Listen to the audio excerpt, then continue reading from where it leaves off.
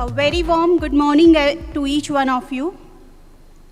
I, CA Jigna Mehta, Chairperson Raniganj Branch, welcome you all in our next technical session, Unicorn and Beyond, exploring India's growing startup ecosystem.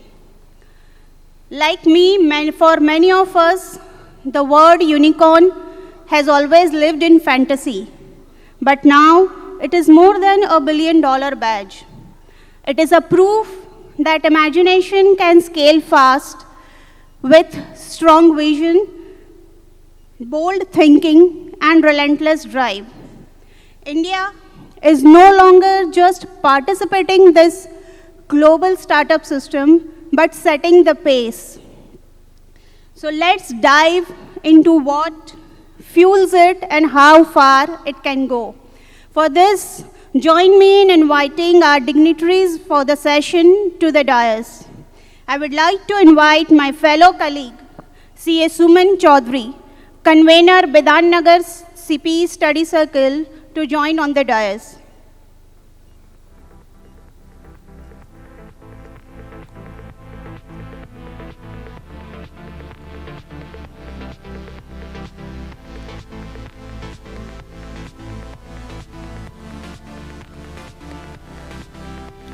Now I invite our distinguished panelist, Shri Anup Agarwal, co-founder and CEO, Mintify. CA Anup Agarwal is an investment banker at heart with rich experience of 2 decades in banking, financial services, and insurance sector. In 2017, he founded Mintify, a company built on the belief that technology can change the way businesses manage their working capital. Today, Mintify is one of India's largest and most trusted supply chain financing platforms. Please welcome him with a huge round of applause. Now I invite our next distinguished panelist, Shri Sagar Daryani, CEO Wow Momo.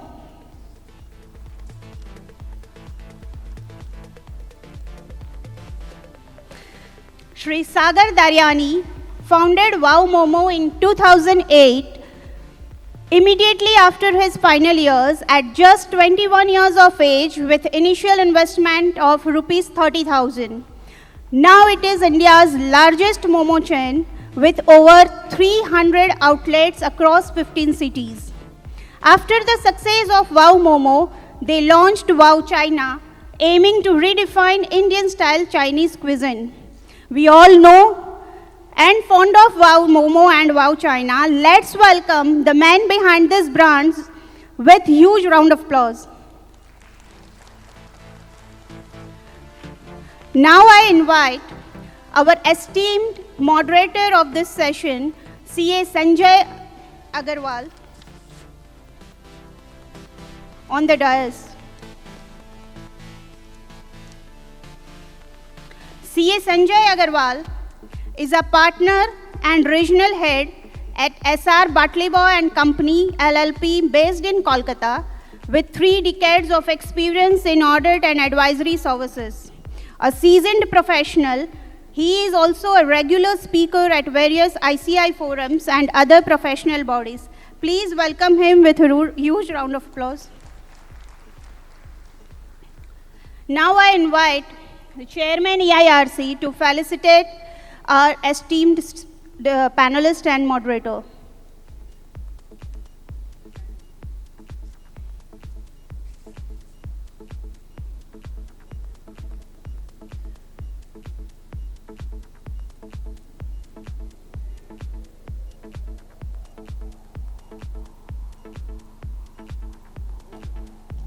Please give huge round of applause.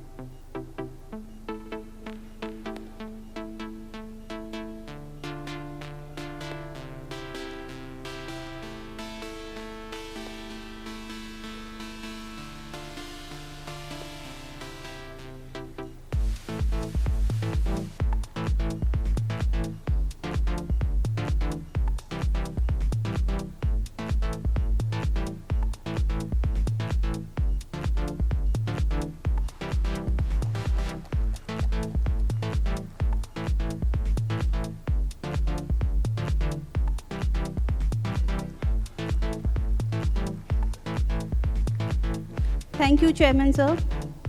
Now it's time to hear their journey and their vision.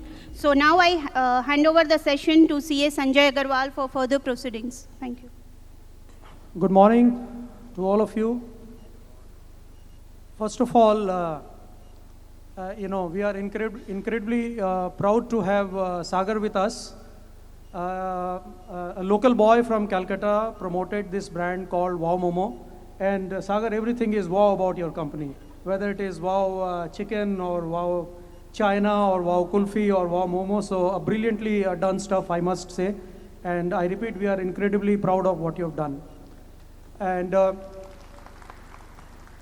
another good thing is that, the next panelist, Anup, and I was just talking to him, before coming on the dais. And the good thing to know is that he is also from Calcutta. So I'm now, flanked with two lads from Calcutta. The young guys, one who has become a formidable force in QSR industry. And the other one is providing, the finance to the growing business. So two amazing journey while, two different industries, but united by the common thread, which is called, India's startup story. So both, represent the success part of the India startup story. Today we are going to, talk about, the startups and the future cons, the Sunicorns and the unicorns, all these cons that we are going to discuss about. And before I start, putting my questions to the panelists, I would like to share some data with all of you that as on today, India is having close to 1.8 lakh startups. And these startups are the growth engine for our country. Everyone is talking about the growth for the country, GDP growth, and these startups and the unicorns, they play a vital role in the growth journey of our country. And these 1 lakh startups, they employ approximately 1.8 to 2 million people. And this I'm talking about the direct employment. The indirect employment that this whole ecosystem generates, that is not included in this 1.8 to 2 million figure that I've just shared with you. And out of this 1.8 lakhs, approximately 100 plus are, unicorns. And another great thing about this is that of the 100 plus unicorns, 22% are either solely or jointly promoted by the women entrepreneurs. That's an incredible number. And another thing is that out of 1.8 lakh startups, approximately 50% of the startups have at least one woman director on their board. So this is, I think, a great story for our country, and is going to be the next, actually it's, the startups are going to give us the, the next generation of the growth drivers for the country.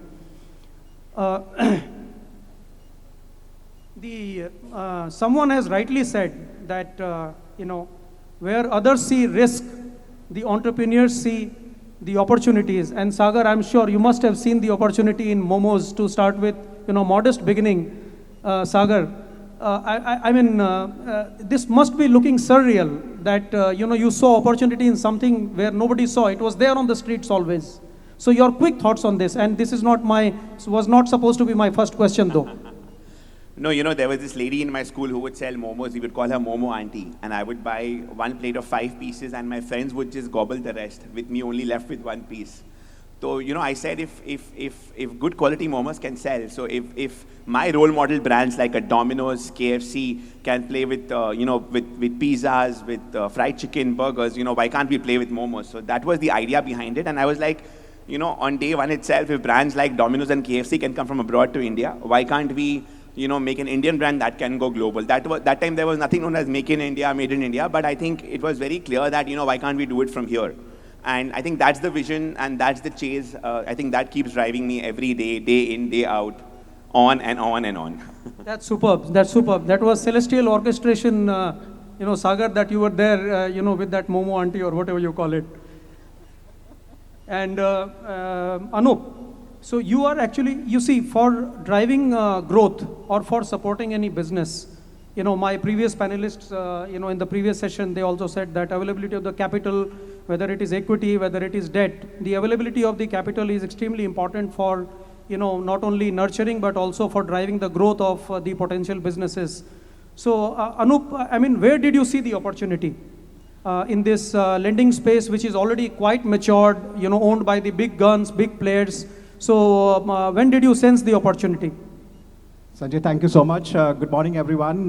Vishnuji, thank you for the opportunity. It's great to be back home. I grew up in Calcutta, moved to Bombay 30 years back. So it's like a homecoming for me, and thank you for the opportunity.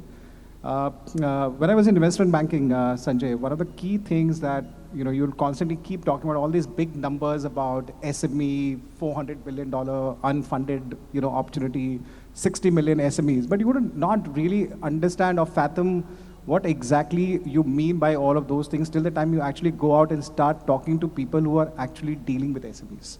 And who are the ones who are actually dealing with SMEs, right? If you take any large corporate and if you try to understand their balance sheet, either on their payable side when they're buying inventory or when they're selling a finished product, that entire supply chain, 40 to 50% of that network be on the payable side, which is vendors from whom you're procuring any kind of a raw material, or when you're selling a finished product to your stockist, wholesaler, distributors, they all move through a supply chain which is largely controlled by SMEs.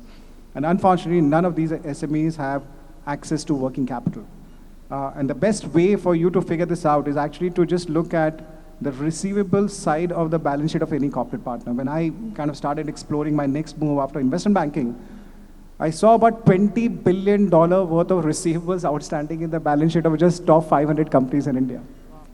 And these $20 billion, mind you, was actually unsecured credit being offered by the likes of either Tata Steel or some of these names out here who are sponsors for this event, which has been given for about 30 to 45 days of what they call as a trade credit to their distribution partners. Money would always come back.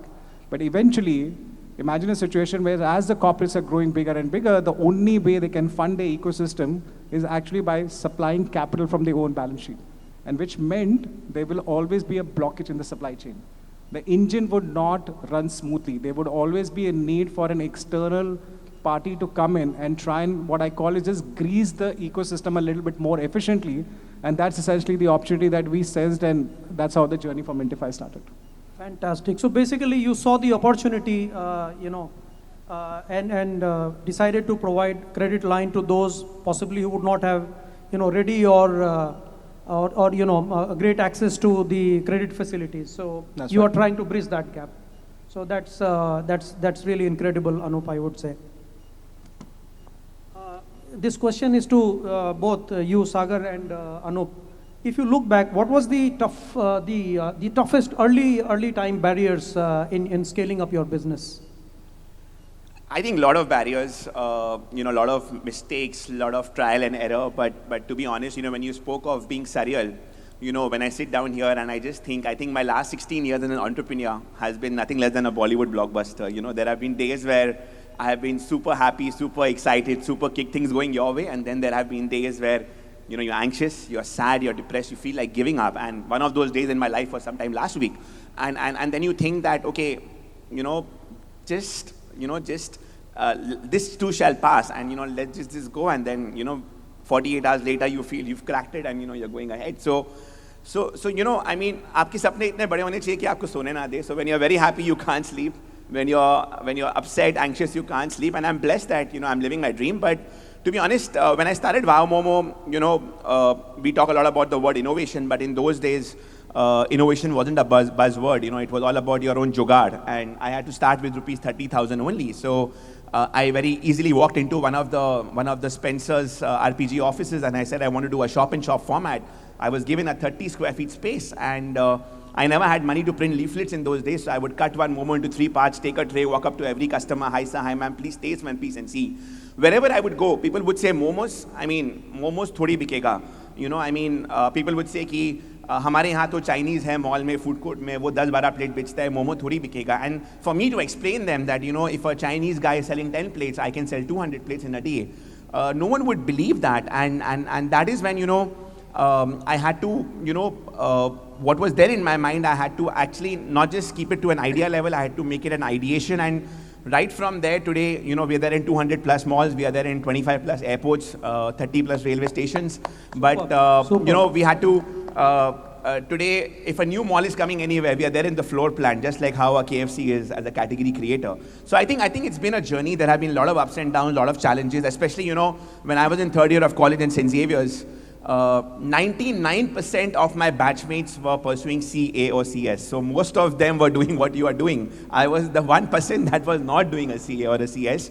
So it did give you that FOMO, it did give you that doubt, ki, am I missing out on something? But I was very clear, I want to build my own brand. I want to go out there and do something differently. And today I'm proud to have a co-founder who's a CA, my CFO, Miftaur Rahman. But you know, all I've realized is that when I started off back then, a lot of people ridiculed me.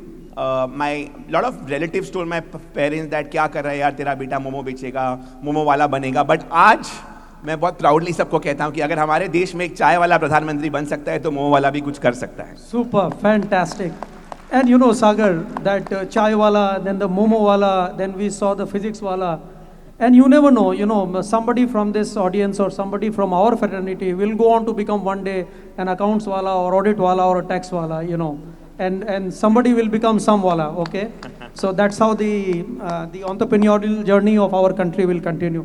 Initial roadblocks for you, Anup, maybe the access to your company, the capital in your company, or maybe, you know, looking for the right set of customers to lend money. So what were your initial roadblocks and how did you overcome them?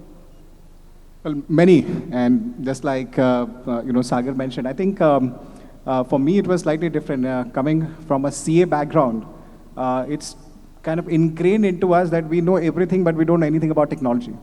And here I am, after 17 years as a professional career, trying to start a tech company. And the first thing you go to any VC guy and say, oh, you're talking about a fintech company, but what do you actually know about tech? Can you code? He says, नहीं वो तो हमें CA course में सिखाया नहीं गया था. तो सब कुछ सिखाया गया था, लेकिन unfortunately tech नहीं सिखाया गया था. And this is where, unfortunately, which is true, we have to all accept the reality that the world is all towards migrating towards technology, right? So if you do not understand what technology is, and if you're trying to build, what Sagar did a fantastic job is taking up a business which has 100% technology, but it's more driven through technology, but the end is still as a customer experience, the product, the food that you're serving. For me, when we were talking about, like, we will build a new age fintech company, the starting point was, but where is the tech around you? You're talking about fin, but fin to 3 letters ka hai, tech to 4 letters ka hai, tech kahan hai? So I think that was the starting point for us to figure out as to how we're going to go about building the tech. The second point, as we all struggle with, is the capital. I think one thing that's great that has happened in this country, unlike what used to be in the past, with all due respect for people sitting out here, they were always what we used to call as a name-based lending or group-based companies that could only get created in this country. There was never an opportunity for people who are coming from a middle-class background that somebody will give him, you know, whether it is $500,000 or $1 million to go out and get that risk capital to build the business. The country today provides you that opportunity. Anybody sitting out here, I can tell you, capital has become a commodity. You do not need to fear that who's actually going to fund your business. As Sanjay was rightly mentioned, about 1 lakh startups are operating in this country. Maybe you may not become a unicorn. There are only 100 unicorns in this country. It doesn't matter. A $100 million enterprise is also a very large business in this country. And capital is available for you to build a business. There will always be people, naysayers, who will say, यार तुम्हारा तो background नहीं है, कैसे करोगे? तुम्हें तो ये नहीं आता, कैसे करोगे? You have to be at it. It will not get solved in day one. You will have to take the risk. You will have to be at it. Give at least 3 years to your venture, and then you don't have to look back. Fantastic. I think this brings me, this reminds me of an advertisement that I used to see about 15, 20 years ago of a Mahindra and Mahindra, you know, finance, that हमने बंदे के potential में विश्वास किया और उसको lending किया. We did not look too much into this, you know, CIBIL score, credit rating, this, that, etc., etc. Okay, and you know, and when you talk about, you know, availability of the capital for the startups, there is something called fund of fund as well. So there is a lot of availability of the funds. But then, Anup, you touched about, and this question is to both of you again, you touched about, you know, unicorn tag is not important. So my next question is around that how important is unicorn tag for a startup? Is it like I want to go after it under all circumstances at any cost? or or the idea of a budding startup entrepreneur should be to chasing the value and the growth and the sustainable and profitable business rather than chasing the top line and GBV or GSB, whatever you call it, and look for a valuation? Sanjay ji, when I started 16 years back, the word unicorn was not known. The word startup India, stand-up India was not known. Availability of funding was not very easy back then. It was all about entrepreneurship, right?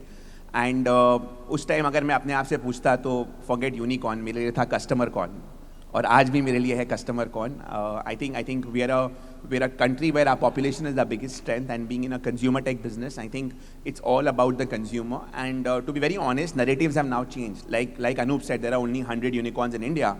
But I think the focus is now on more of profit cons. The profit, the focus is, I mean, like he said, 100 million business is not a small business, right? And for someone like us, being a 600-700 million business today, and chasing that unicorn thing is no more it doesn't give you a kick anymore. What gives you a kick is that can you create value by making a more profitable organization? Can you create shareholder wealth? Can you create, can you uplift your stakeholders?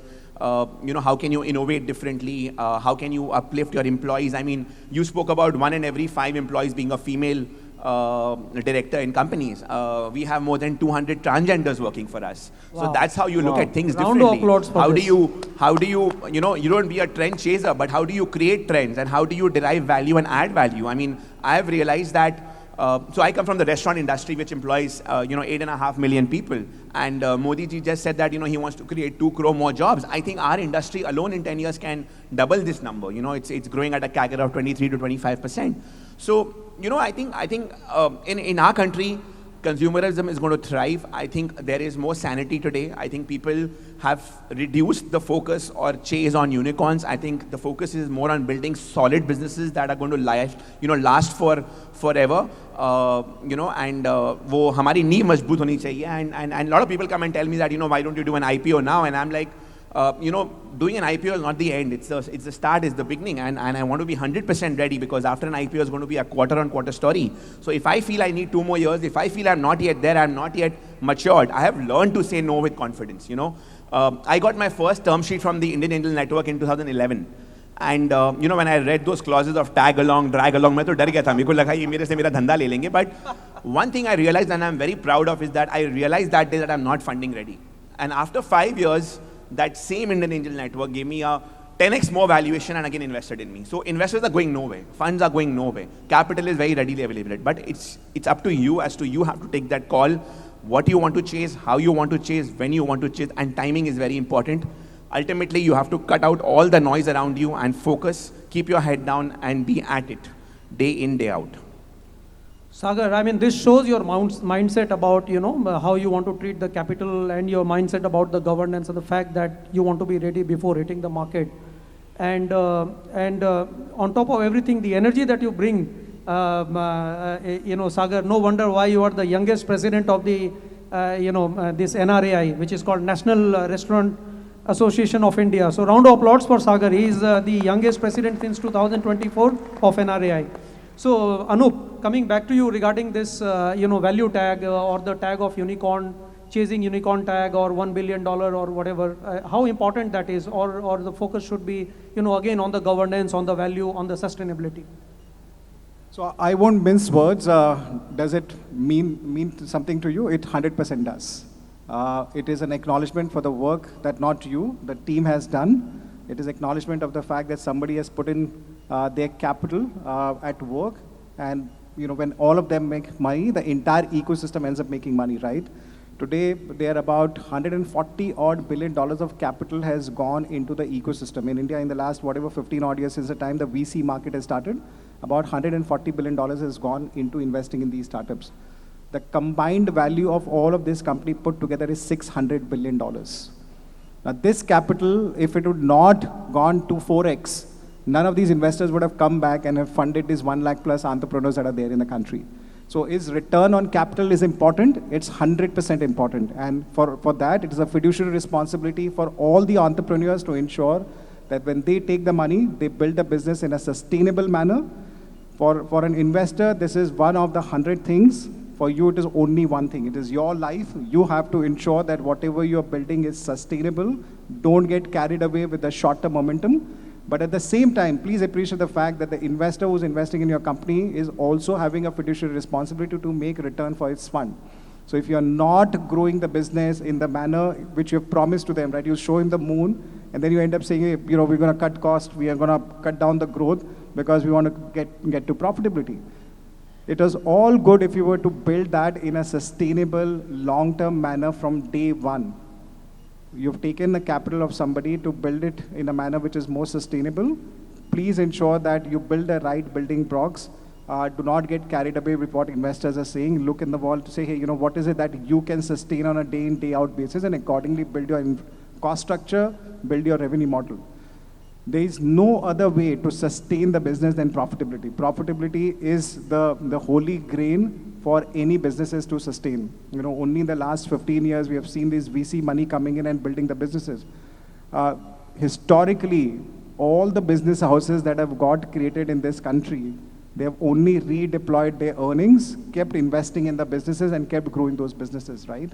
So imagine a situation where today you do not need, and there are, by the way, a bunch of startups in this country for the last 10, 15 years. There's a very interesting company called Browser Stack. I don't know how many of you have heard of them. They have been profitable from day one. They've never raised any private equity money. And the last round that they did at $2 billion, and that also 100% secondary.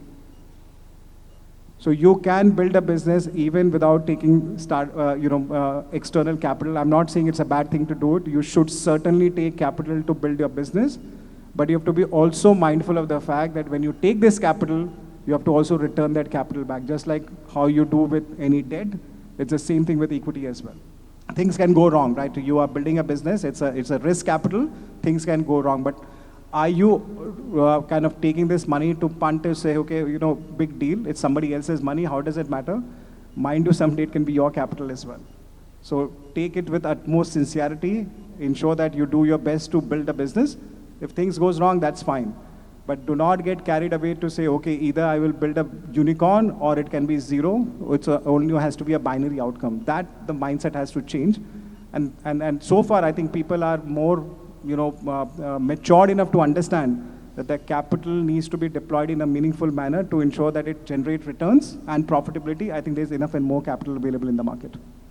Yeah, I think you touched upon the right aspects of this value-led growth journey that we have been discussing.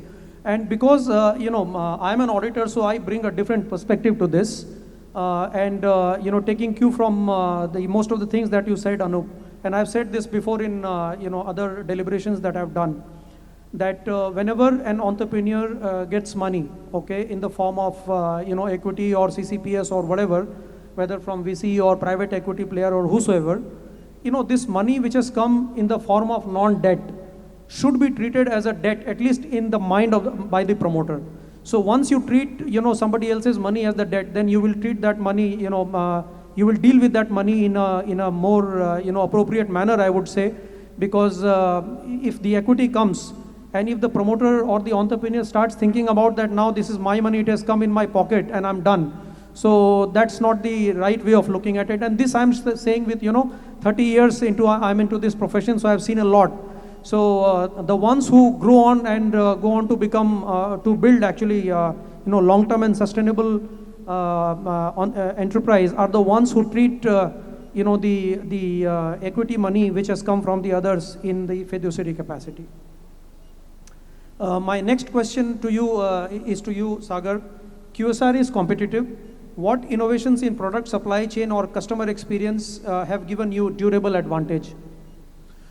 Sanjay ji, QSR is competitive if you do the same thing that others are doing. But if you do things differently, right, I think you create your own niche. When we started Wow Momo, we created a humble steam momo to a pan-fried momo to a chili momo to a sizzler momo to a momo burger where you have 2 pieces of fried momo between the burger breads, a chocolate momo. We just launched Korean momos, kurkure momos. So I think you have to play with your product. You have to do simple things with style, and you have to see your base product has to be good. Once the consumer has trust in your base product, and then your staff convinces him or her to upgrade to a taking a customer from a steam momo to a chili momo, I think the consumer wants to try. So if I give you some stats, about 8 years back, 70% of my consumers would only eat steam momos. Today, 37% of my customers only eat steam momos. People have got upgraded. And I think getting upgraded, value addition or creating value is where, your COGS become better, your gross margins improve, and that's very, very important for the business. So I think innovation always stands out. I think what we've done is that, we've not just believed in product innovation, but, we've looked at innovation from all aspects. I think today brands are built in the minds of the consumer. So, a Momo brand needed a look and feel. Today, we have a bright yellow signage. You walk through, you will notice, right? So I'm not a brand from the US that I know I'll open a store and there'll be a queue outside my store. I had to get people to come to me to try my product. And that's why I'm a big fan of food sampling, because I think एक जो दिखता है वो बिकता है और आप जो खाते हो अच्छा लगता है तो वो बिकता है. So I think that's very important. At the same time, giving that, right from your packaging to the T-shirt your staff wears to the way your staff talks to the consumer. So if you ask me, am I a food business? I think no, I'm a learning and development business. We're literally opening 20 outlets every month. We are hiring 300 people every month. There's high attrition in our industry. So you're more of a learning and development business. Today, if you ask me, am I a food business? I would say I'm more of a logistic business. I touch 820 stores 4 times every week, right? So they are distribution points for me. So I think the business has got defined in a very different manner. Today, what we've done is that we've built a tech enabled manufacturing infrastructure. We all spoke about, cement factories. Today we have Momo factories. We have 3 Momo factories across the country that can produce 2.3 million Momos a day, right? So I think that's how you innovate. You take a simple Momo to a machinery. So today when I had to look at Momo, I didn't look at it as a QSR store. I looked at it as an industry. I mean, we were one of the first to, actually create those packaged frozen momos, and today it's available in supermarkets. My team is now working on 8 a.m. anytime momo. So it's a momo vending machine. You put on the button and hot momos come out within 2 minutes. So like you have a coffee machine in your cafeteria, you're going to see momo machines coming in there. So I think a simple product, so much can be done. We all talk about omni-channel, but I think in our industry, it's about multi-channel. So everything is an occasion, eating in the store is an occasion, ordering at home is an occasion, having your favorite food in your fridge at home is an occasion, between your house parties if you're hungry. I mean, we all have grown up admiring and, being fond of Maggi, but can there be a next replacement to Maggi? Can ready-to-eat momos become the next big thing was my vision when I launched frozen momos about 3 years back, and today we are exporting it to 20 plus countries. It's available off the shelves. We are now talking to 7-Eleven that, can those momos be picked up from the shelf and put into a microwave and eaten instantly? So, how do you take a restaurant business to a product business, and how do you look at it in a very big way? I think is going to be the need of the hour. Today, do you know, as per my consumer dipstick, the biggest demand my consumers are asking me is that they want steamers. They don't get good steamers at home. So from Momo, we are now working on creating appliances so that they can have that steamer at home. And once you have a steamer at home, it's like a machine. The machine needs fuel. तो अगर आप घर में machine रखोगे तो आप खाओगे तो आप वापस ऑर्डर करोगे वापस खाओगे. So I think that's how you look at the entire vision of the business and you innovate so that you just don't, you're not limited. You try and create different avenues for yourself, and for me that's been innovation. And I think the key takeaway from what you said, Sagar, is that you need to continually evolve and keep doing the new R&D in your business, which actually creates the new branches which pave the way for the new wave of the growth. So that's really interesting. I mean, Sanjay ji, just one small example. Before COVID, our delivery business was just 10%. COVID changed our entire business model. Today, we are doing 15 lakh orders on Swiggy and Zomato a month. So it's become 45% of our business. Now, when Momo has to travel, the packaging had to change, the product line had to change, the coating had to change. So, you have to reinvent from time to time. You have to be relevant for that generation at that point of time. And I have only one word to say, Sagar. Wow. Thank you. Thank you. Anup, your fintech is heavily regulated and is a rapidly evolving business. And I've looked at your balance sheet, it's rapidly growing for sure. So how do you ensure that this growth and the compliance with the regulations, they both run parallelly and they do not conflict with each other? Sure. That's a great question. Whenever we think about fintech, or for that matter, a lot of tech companies, generally the thought process around that, they are probably looking for some kind of an arbitrage. Now, what I mean by an arbitrage could be a regulatory arbitrage, it could be an information arbitrage. Unfortunately, in the financial services industry, the Reserve Bank of India, is a very, very evolved regulator, and you cannot play the arbitrage game here. A lot of businesses that have got created in this country, good, bad, ugly, whatever the case may be, has got created because of there being some amount of arbitrage between what the old economy could do and what the new businesses could do, right? Lending as a business, you cannot do that. We were very, very clear on day one that if we were to change the dynamics of supply chain that we are talking about, we have to be a balance sheet-led fintech company. That means from day one, we need to be a regulated business. We took our NBFC license back in 2018 itself, and since then, we've been lending everything through our own balance sheet. We get heavily audited by RBI. For the last 4 years, we've been fully audited. We are a mid-layer NBFC, and that essentially means that there's a lot of cost and effort that you put on the compliance side. So while you're growing pretty rapidly and everybody thinks about, hey, you know what, why is somebody kind of breathing down your neck, and what is the need for all this compliance? Please understand that you are eventually touching a third party's money. This is not your own money. Whether it is your equity capital, whether it's your debt capital, eventually this money is moving around the entire ecosystem. 1 rupee of funding that you do in supply chain can generate a 3x indirect employment or 3x more revenue in the entire ecosystem. We finance about $4 billion worth of invoices on an annualized basis. That's close to about 35,000 crores. Now, the impact of that in the economy is close to about 1 lakh plus crore. Now, if you are not regulated, imagine somebody is doing that overnight and taking away that money from the ecosystem, right? So we are very, very proud of the fact that we are regulated. At the same time, we want to ensure that the entire industry is also regulated in the same manner so that people understand that this is a very important part of building the business. It has to be sustainable. You can't be a fly-by-night operator. And at the same time, very, very important to ensure that you have all the checks and balance in the organization, right? From whether it is KYC, onboarding the customer, the right support services. You can't charge ridiculous rate of interest to your customers. You have to follow the right processes if you have to build a business in a long-term sustainable manner. And I don't know why people shy away from being regulated. I think it's a good thing to do because it also gives you the similar amount of advantage that somebody else may not have it if he's not regulated. So regulations also come with in a manner speaking, the barriers to the business, right? Somebody who doesn't have the belief that he can be regulated will not be part of this ecosystem. And that artificially takes out a lot of people who are non-serious player in the ecosystem. So we have never felt, so to say, crippled with the fact that there's somebody is regulating us. It's actually only enabled us to grow faster. That's a good mindset to have, Anup, that you see the regulations and oversight, as a rather helping hand to your business, rather than seeing this as a burden. And in the previous session, somebody mentioned that that if you under-promise and deliver more, then you get better valuation, and if you promise more and deliver less, then it has an impact on the valuation. And I bring another aspect of it on the table, and this is again what I've experienced. On that one, I have one point to make. I think some of the panelists made an important point, and I have a slight disagreement with that. Say that as a bank, you are fair weather friends. I have a slight disagreement on that.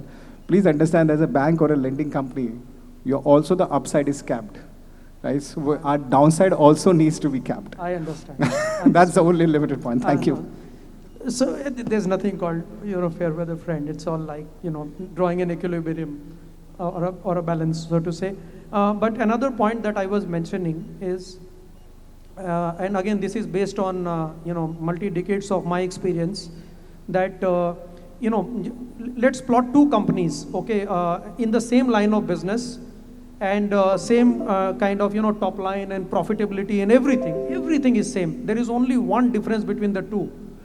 One company has top class governance and the tone at the top. They have all the good processes into the system, and the promoter or the owner comes out as a clean and a very transparent in terms of communication with the stakeholders. And the other guy is not so much into all these good things, okay? So both the companies, despite being in the same industry with all the same numbers, they will command different valuation. How the market or how the funds or how the valuers, they assign the value, you will never realize that what exactly is the difference. and sometimes the promoters feel, okay, or the entrepreneurs feel that nobody will notice it, but trust me guys, nothing remains unnoticed. Even if it is a private company, nothing remains unnoticed. My next question, I've got two more, okay, and after that I'll wind up. So, and quick one, Sagar and Anup, where do you see the role of tier 2 and tier 3 and tier 4 kind of cities in fueling the growth, not only for startup, but for our country? Well, I feel tier 2, tier 3 is the real Bharat.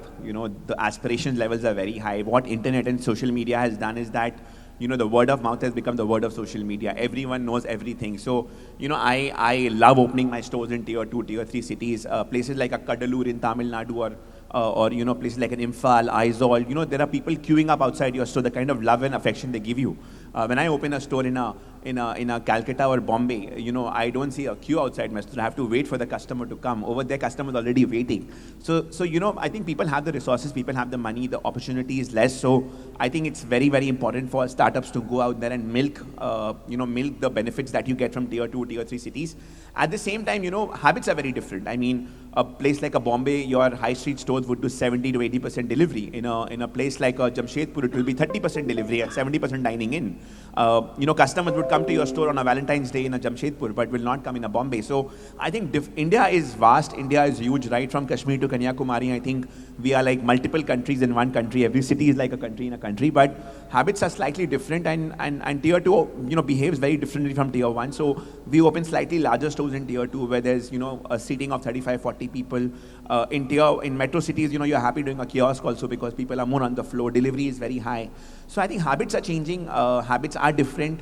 At the same time, I personally believe that I've always said that, our population is our biggest strength. I think consumerism in India is going to thrive, and listening to Anup, I now feel marrying fintech to food tech in some way or the other, so my mind is working like that. But yeah, there's so much to do in our country, and you have to choose, it has to be horses for courses. There's no, there's no one size that fits all. And you have to keep it simple and replicate. I mean, a lot of people ask me that, do you do in South India? So Chennai, I have 100 stores, right? But did I do Sambar Momos in Chennai? The answer is no. Because see, when you are building a brand, what did Domino's do? Domino's converted a roti eating country to a pizza eating country. And today they are in 600 cities and towns. So for me, they are my biggest learnings, my biggest role model. So if they can sell a 200 rupee pizza in 600 cities and towns, can't I sell a 100 rupee momo in 600 cities and towns? And my job as an entrepreneur is to set the trend. Right? So had I done a sambar momo in Tamil Nadu and a dhokla momo in a Gujarat, I don't think I would have been successful, because you cannot have so much of intervention, innovation in every state, because then you can't go at scale. This industry has to be cut, copy, paste. So I think that's where building trend comes in, setting trend comes in, and trend catching is so huge. I mean, 1 year back, we launched Korean momos. The K-pop culture in India has become so big, so huge. And 6 months back, you had the whole QSR industry doing Korean burgers, Korean noodles, ramen, reels, etc., etc. So I think trends go very fast. So you have to catch that momentum, and you have to, at times, chase the trend, at times create the trend. And then you choose what you want to do. When you create a trend, you behave very differently. One small example quickly. In Wow China, we had a thali, which would give you 5 items at rupees 199. And it was a big success. And the reason we did a thali is that the entire country was selling bowls. Right? So rice bowls in food delivery is very big. But we said, okay, we will not do rice bowls, we will do thali. And aggregators like Swiggy, Zomato were so impressed that, how are you managing to max that thali at 199 rupees? Last 3 months back, we said 199 को upgrade कैसे करें? Because India में आजकल value for money बिकती है. Value पहले बिकती थी कि, you can have all you want to eat at 999. But today it's all about 99, 199, 299. So my big challenge to my team 6 months back was, how do I upgrade a 199 to a 299? What did we do? We went and signed up the Indian WWE wrestler called Khali. And we launched the great Khali Thali, 10 items at 299 with Khali's photo. Now the appeal that guy has in tier 2, tier 3 is massive, because एक तो Indian है, wrestler है, US में जा चुका है, Punjab में रहता है, so comes from a tier 3 town, is completely desi at heart. So that's how you need to integrate. And for the metro cities, we launched gluten-free momos. We launched, we tagged along with Chef Ranveer Brar, did a gluten-free momo, and that did very well. We got some 30 new customers per store per month who would never come to us earlier. Because of, maida being converted now to gluten, they feel it's, they were gluten intolerant, or they feel gluten is more healthy. and now they come in more often. Fantastic. Thank you, Sagar. Anup, the role of tier 2, tier 3 cities in the next round of growth for startups. I don't think anybody can miss the opportunity of tier 2 and tier 3. I'll give you a classic case for Mintify itself. So we work with about 300 plus corporate partners. These are like the biggest brands in India, the likes of Asian Paints, Tata Motors, TVS, Pidilite, Exide, and so on and so forth. So these are the brands who have pan-India distribution network, right? When we go to pitch to any corporate partner, the starting point for them is, Bombay, Bangalore is all solved by large financial institutions. What we want to solve for is whether you will be able to serve places like Guntur, Rajmundri, and for whatever it is, sorry to say that, but I like, okay, where does that exist in the map? Can I just see? And then when I actually started traveling about 9 years back to go to some of these markets, reality actually kind of strikes you to say that, boss, you are probably living in a pigeonhole to say that the life is only around Bombay, Bangalore, Chennai, Calcutta, whatever the case may be. The real wealth creation in this country, be it with respect to the real estate, be it the remittance money that is coming in. If you go to a very small town, it is at a cliff of Tamil Nadu and Kerala, a place called Nagarcoil.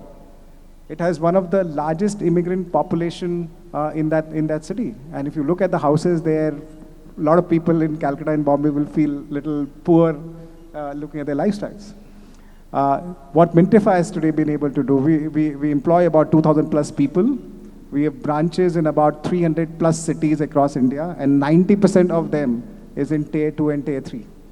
And it's again a very, very interesting thing, because then you have to also start thinking about how to actually recruit the people. If you recruit a guy from Bombay and make him sit in either, forget about Kanpur or Lucknow, even in Musharrafabad, the guy is actually not going to be stationed there. You need to get a local guy, a local boy who's born and brought up there, feels the pride about, oh, I'm going to be actually a branch manager now, and I'm going to help you build this business. Now that is the entrepreneurial, kind of a mindset that you need to have to see that how do you go about cracking these markets. Tier 2, Tier 3 are very, very uniquely designed. It has language barrier. Mind you, you cannot think about, hey, being a lending company in Bombay, if you go there, speak good English and people will be very, very fascinated about it. You have to speak their local language. And to that extent, where do you get those right set of talent to kind of connect with these customers? For us, the customer is the SMEs. When I work with Asian Paints, they have 80,000 distribution partners. They are not present only in Bombay, Bangalore. They are present in every pin code. There are 44,000 pin codes in this country. They are present in every pin code. And if I am not able to serve in their pin code, I am no different than any other bank that exists. So if I have to grab my market share, I have to serve them, which others are not doing it. And whatever I hear from Sagar or our journey has been, is how to create that category which somebody else is not solving for. Because that's the only way you can build a large business. If you're thinking about saying, hey, you're going to be disruptive, disruptive can't be in your mind or in a paper. You have to look at the opportunity to say what others are not solving for and what you can solve. And to my mind, the biggest opportunity that exists in this country is in the tier 2 and tier 3 markets. I'll just quickly add to what Anup said, because he mentioned the place Guntur. Now, our momo chutney, the momo sauce, all the spice comes from Guntur. And the spice market there, I would say it's as per international standards in terms of variety and availability. And again, tier 2, the best stores for us would be a Tirupur in Tamil Nadu in terms of per square feet sales, a Patna, a Muzaffarpur. So he's bang on. And when you spoke about vernacular is not just for the consumer, it's also for your staff. So our learning and development app is called Wow Pathshala. But in Tamil, it's completely in Tamilian language. So today, learning and development is no more in writing and reading, because अगर वो उसको पढ़ना लिखना होता तो आपके store में काम नहीं करता. It's all video based learning. It's all vernacular, right? So you have Bihari in a Patna, and you have a Tamil in a Coimbatore, Tirupur, or Madras or Chennai. So it's so different that and for us, the first customer is your employee. If your employee is not happy, your consumer will not be happy. So that's very important. Similar example for us. A lot of banks were in supply chain as well. When we started, and they said, hey, what? You are giving credit lines which are as small as 5 lakh rupees. 5 lakh ka to distributor exist hi nahi karta market mein. How is that even possible that you're talking about that you're funding these distributors? And then we went to places like Sambhalpur. The guy is a distributor of jockey for the last 20 years. पीछे godown है, आगे दुकान है, ऊपर रहता है. He swears by the jockey brand. He has got his entire kids' education to the girls' marriage, everything done through that brand. He's not running away. So if you give him unsecured credit, he will be indebted to you for life. On the other side, the guy in Bombay who's doing 50 crores worth of business, he doesn't need you. He's already extremely well funded. There are enough and more financial institutions that are funding him, right? How do you find out that opportunity? That can only happen when you actually travel to these markets. No, I completely agree with both of you. And tier 2, tier 3 cities, I think there is something in for us as well, Sagar and Anup, we chartered accountants, because the kind of potential that you guys and everyone sees in channel 2 or tier 2, 3 and 4 cities. And our institute and the government is talking about, creating large firms internally and creating a larger force. It's always good to be then, partnering with the chartered accountants in these tier 2, 3, 4 cities to create a, large and a big impacting firm that can then possibly render the services to the upcoming businesses from these cities. So that is the takeaway from us as well. My last question to both of you, that, one quick piece of advice that you would like to give to the budding entrepreneurs who want to build their maybe some kind of unicorn or sunicorn or whatever. See, first things I've always, believed that it's not about the idea, it's about the ideation, about the execution. I meet a lot of startups and they're like, sir, I have a great idea, but, I'm scared if the investor steals my idea. No one is going to steal anything of anyone. It's about going to be you going out there and, it's in the print is, the flow print is in your head, right? So you have to execute it. The other thing is that, a lot of us want everything to happen very fast. Rome was not built in one day, right? So, your scaling up from, say, a point X to a point Y will not happen overnight. It will happen with a lot of efforts that you have done from X1, X2, X3 to get to that Y. So, I think patience pays. You have to be diligent. You have to be at it. You have to keep doing the same thing again and again, and then you will see that spike. And lastly, where the mind is without fear, the head is held high. I've been a firm believer, the sooner you start, the better. I think although age is a number, but I think there's no better experiences than, going out there and running your own business. And it's okay, in our country, somehow we don't celebrate entrepreneurship the way we should celebrate. We look at failure like a very big social taboo, right? And it's people like us, people like us on the dais that, have to come out of it. We very shamelessly, we have to speak that, failing is okay. We've had more failures than successes that we've had, and that's gone with most of the greats. And it's okay if one of my best hires have been people who've tried to run their own business and failed and come and join me, because they have the value of ownership, they have the value of entrepreneurship. We need to, as a country, celebrate entrepreneurship, even if someone fails. हम बहुत बार लोगों को हल्के में ले लेते हैं, but I think we need to really celebrate entrepreneurship, because going out there and starting something on your own needs a lot of courage. Thank you. Anup? Couldn't have agreed with Sagar more. I think a lot of times this social taboo in us, job chala jayega, shadi kaise hogi, and particularly all of us coming from a middle class background, unfortunately, we've been, born and brought up with this whole thing about safety net. It's important. I'm not saying that, throw safety in the wind and just go and do whatever you like to do, but calculated risk, and to begin with, at least giving 3 years. If any one of you, whether you are in your 20s or you're in your 50s, when you hang up your boot, you should not be thinking about, shit, yaar, main kar sakta tha. That was my only thing. When I left Jeffries, God's grace, I was at a very senior position. But I wasn't happy. Every day I would come and fight with my wife. Yeah, maza nahi aa raha hai. You're getting fat salary. You're getting bonuses on an annual basis, and still you're cribbing ki maza nahi aa raha hai. What is it that you were looking for? Because probably you thought to yourself that you could deliver more than what you're kind of delivering in your job at this point in time.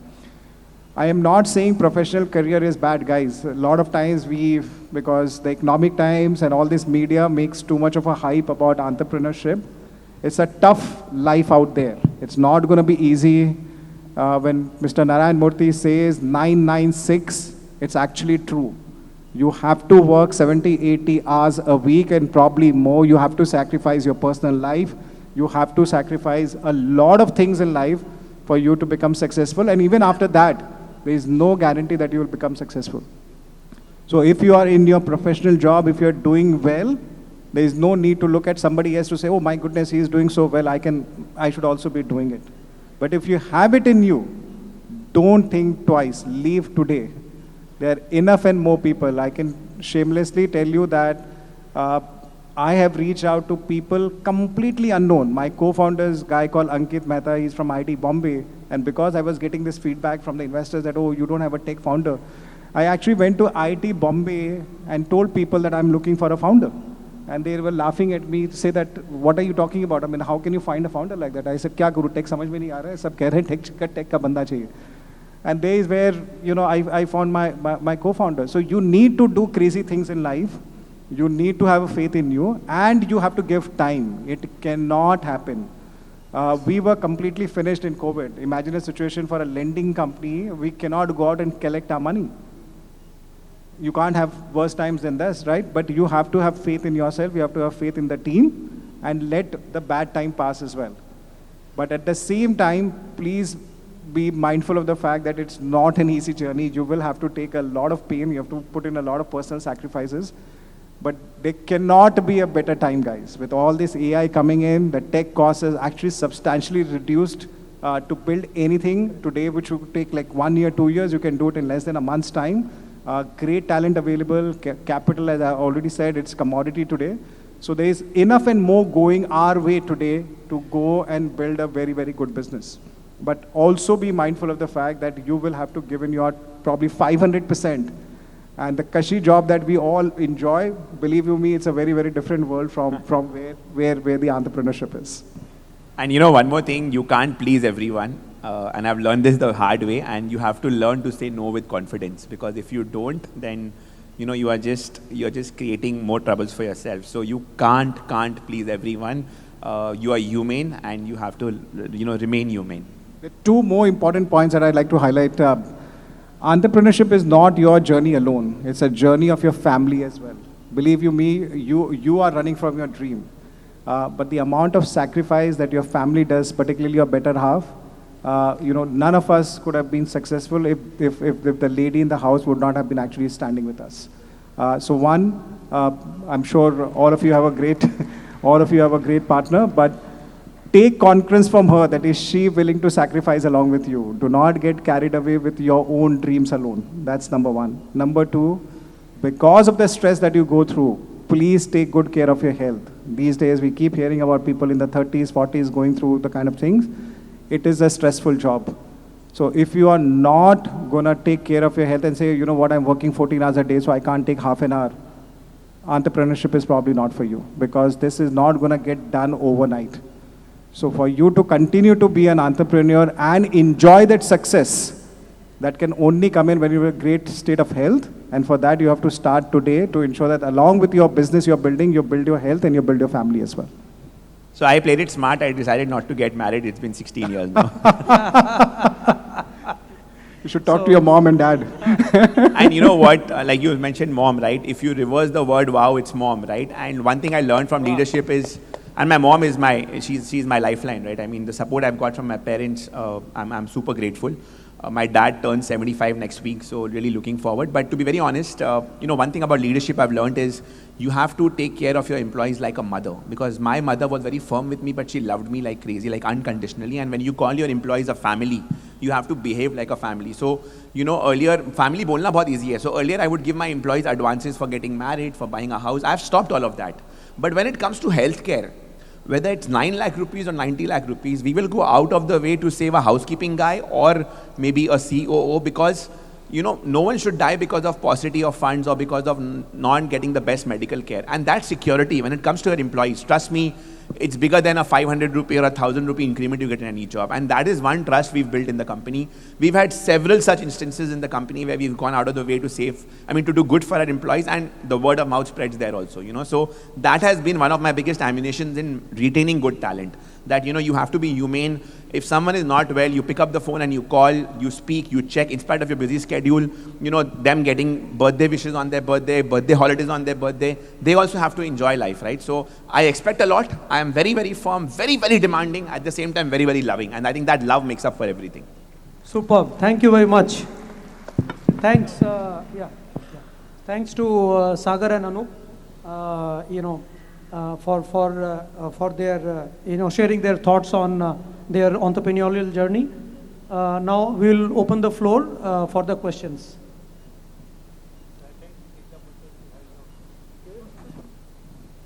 Yeah, we have seen that unicorns are very quickly liquidated.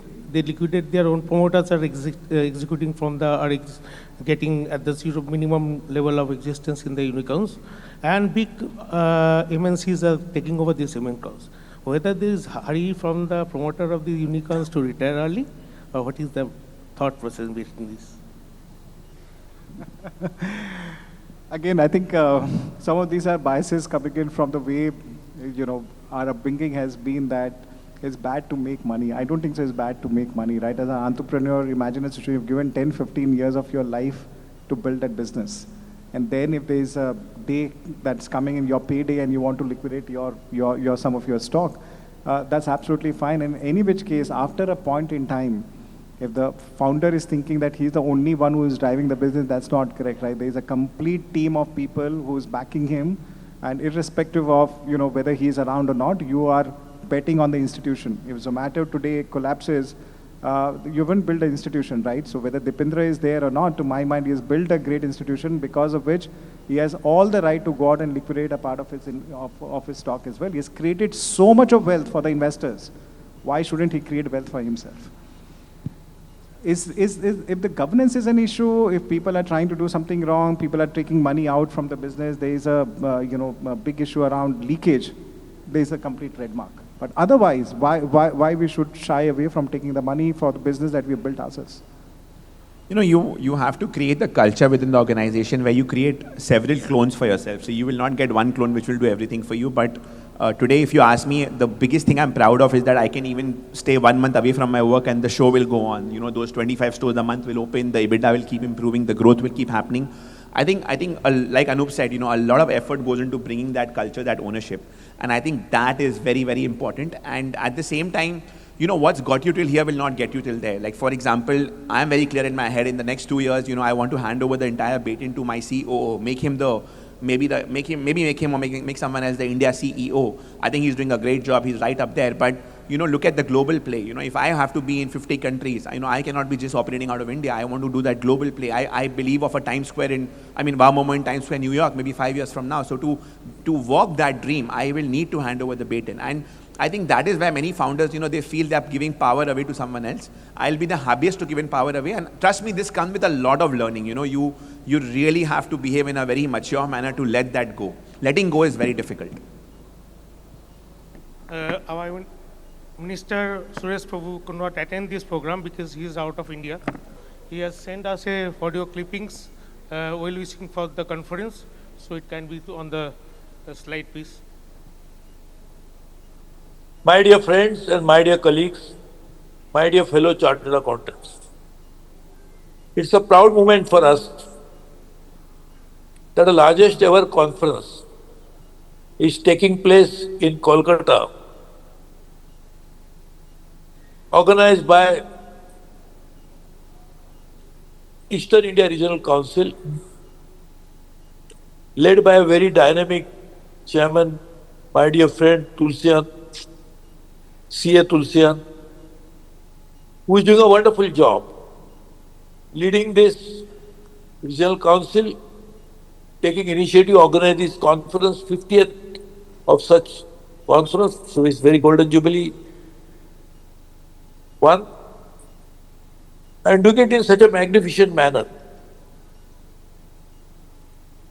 The attendees are largest in number, participation is huge, outcome in terms of intellectual ideas is absolutely invaluable, and therefore I want to congratulate the chairman, CA Tulsian, for doing this. And I was about to attend this conference, but I'm traveling, I'm outside the country, and therefore I thought at least I'll send you this message of congratulations as well as of regrets of my own of inability to attend and also benefit from it.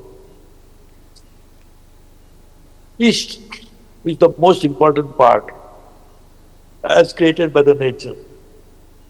Sun also rises in the east. The sun rays that come after the sunrise radiates the world, creates a new feeling of a new beginning. And that's why when the sun has risen, today in Kolkata, in terms of new beginning, of new dawn, for a profession, I am sure this will be the beginning of a new golden era, it not only for a profession but for the country. I am sure the thoughts and the ideas generated here will reverberate to the country and make policymakers take note of them to make sure that we make policies in response to such brilliant ideas. I wish you all the success. Today it's going to be the last day, but you will do well in terms of taking it forward, because I always believe that valedictory functions are the beginning function for the new ideas that have come up from this conference to take them forward. So all the best to you. Looking forward to working with you. Kolkata is my most favorite city, honestly.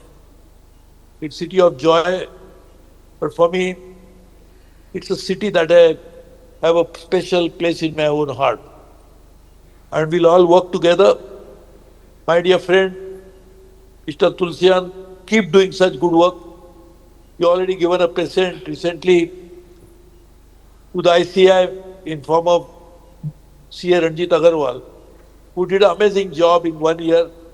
So that shows the kind of talent that lies in Kolkata, in Eastern region, in West Bengal. All the best to you, my friends. And we'll continue to work together. Thank you very much.